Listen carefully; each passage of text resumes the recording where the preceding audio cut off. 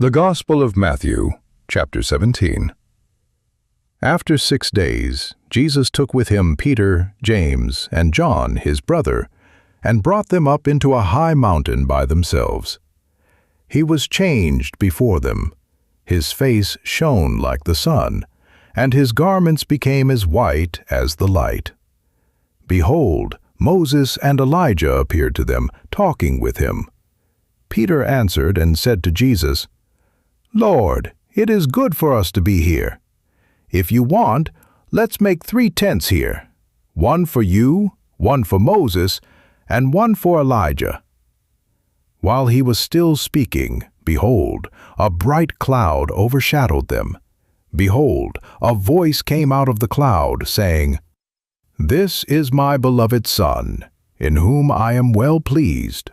Listen to him." When the disciples heard it, they fell on their faces and were very afraid. Jesus came and touched them and said, "Get up and don't be afraid." Lifting up their eyes, they saw no one except Jesus alone. As they were coming down from the mountain, Jesus commanded them, saying, "Don't tell anyone what you saw, until the Son of Man has risen from the dead." His disciples asked him, saying, "Then why do the scribes say that Elijah must come first?" Jesus answered them, "Elijah indeed comes first, and will restore all things. But I tell you that Elijah has come already, and they didn't recognize him, but did to him whatever they wanted to. Even so the Son of Man will also suffer by them." Then the disciples understood that he spoke to them of John the Baptizer. When they came to the multitude, a man came to him, kneeling down to him and saying, "Lord, have mercy on my son, for he is epileptic and suffers grievously, for he often falls into the fire and often into the water. So I brought him to your disciples, and they could not cure him." Jesus answered, "Faithless and perverse generation, how long will I be with you?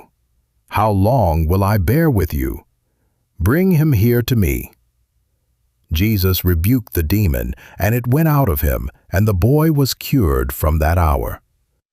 Then the disciples came to Jesus privately and said, "Why weren't we able to cast it out?" He said to them, "Because of your unbelief.